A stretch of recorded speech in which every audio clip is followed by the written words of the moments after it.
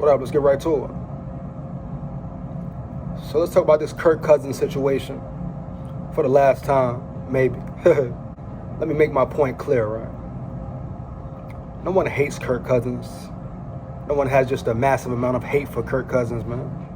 I don't not want to see him perform well and win and do good with the new regime around him, new coaching staff, you know. Hopefully being in a new mental space with new coaches that will, hopefully cater to him and to his needs, what he needs to win. New scheme, new offensive thoughts, it's a new energy, right? So no one wants to see him do bad. You want him to win, especially if he's going to be your quarterback. And I said we hate Aaron Rodgers in the video yesterday. I don't hate Aaron Rodgers either. Of course, I do dislike him. And many Vikings fans, most Vikings fans, majority do dislike Aaron Rodgers. He's a Packer, It's the main, just because he's a Packer. He's the quarterback of the Green Bay Packers, the Cheeseheads, the biggest rivalry. One of the biggest rivalries, if not the biggest. So, no, you don't hate Aaron Rodgers, but you dislike him, especially on a competitive level. You want to smash the Packers, week in, week out, destroy the Packers, annihilate the Packers every time. No close games, kill them, murder them, annihilate them. You don't want no close games, no good games. You want to blow out the Packers always, period. You want to beat Aaron Rodgers always, period. So no one has a massive amount of hate for Kirk. We just know who he is. He has shown who he is for years. He's shown when situations get tough, how he reacts. He's shown when he throws an interception or two or multiple interceptions, how he reacts, how he folds. He's shown he's not a leader. He's been incapable of leading the team. He's shown he's just to show up, do your job, man. He hasn't shown he can audible at the line and go into a whole different play and it be the right play. He hasn't shown he can bounce back in tough situations. Yeah, a few times, come on, maybe. Had some good drives last year, end of the game drives, okay. No big games, had big one. He's shown when he's in a cluster, when he gets rattled, he freezes up like a deer in headlights at times. Start just throwing the ball around, making bad throws. He's shown it's tough for him to bounce back from tough situations, man. And at most times, he's just been a yes guy, a show up to work guy. Not innovative, not a true leader, man. A true put the team on your back and drive down the field.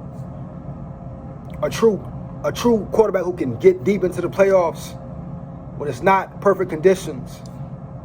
When you're not making every throw, when you may have thrown a few picks. Do you keep throwing? Do you keep trying? Do you keep going hard? Never fold. Kirk Cousins has shown time in, time again, he will fold. He can't handle the pressure. So it's not about hating Kirk, as a person, just hate Kirk, just despise Kirk Cousins. No.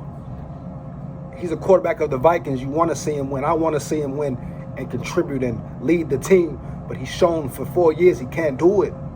What more do you need to see? So I don't understand coming from the Wilfs, Kevin O'Connell and Kwesi, even though I think Kwesi might have had very little say in this one.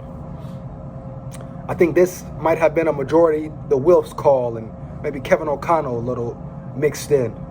But I don't think Kwesi was all the way in with keeping Kirk. You can tell how, his emotions were and his actions were and how he spoke about certain things in press conferences and things of that nature. So I don't think it was all Kwesi was all in on Kirk, re-signing Kirk.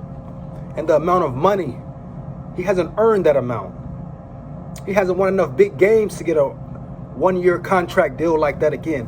And you're still over the cap space. Okay, he saved you a little bit. You're still over the cap space, period. You're still going to have to let some players go and hopefully find enough money to bring players in. Hopefully, O-line to protect that guy, your guy. For another 2 years, your guy, Kirk Cousins. So I'm not getting understanding the logic, man. I get keeping one more year, then let him go. Find a quarterback in the draft. If not, maybe the draft next year. But it's picks. It's quarterbacks to pick from in this draft. I don't care what the so-called experts say. Look at the film. Look at game film. I guarantee it will be 2 dynamic quarterbacks. Possibly 2 superstar quarterbacks at this draft, man. Maybe 3. starting quarterbacks, legitimate QBs for their team. But it's like the Vikings want to be all in on Kirk for what? That's the biggest thing as fans. You've seen what he's capable of and what he's not. Bottom line, it's simple. He's shown you time and time again. Find any excuse you want for him. He's not a top 5 quarterback, not a top 10 quarterback. Bottom 15, 20. That's facts. That's my take on it, man. Now, hopefully, I hope that this new regime, Kevin O'Connell, Quasi, the new coaching staff they bring around him, Wes Phillips, etc., have a plan for him. Bringing in protection for him. Are going to put him in certain situations where they must believe he can win. They must think they can win with Kirk. Unless there's other reasons behind the scenes, which it might be. I don't think everyone was on the same accord with this decision. But we shall see, man, in the future, what happens. Hope the Vikings win. I'm not saying I want the Vikings to lose because they kept Kirk and all this nonsense. But facts are facts, man. Kirk hasn't produced. He hasn't shown up big time, man. He hasn't shown he can be that leader to take control of the game. That's facts. Not hate. Facts, dog. You can't ignore them. Ooh, me. Ooh, me. I ain't got no picture here. SKOL. Like that.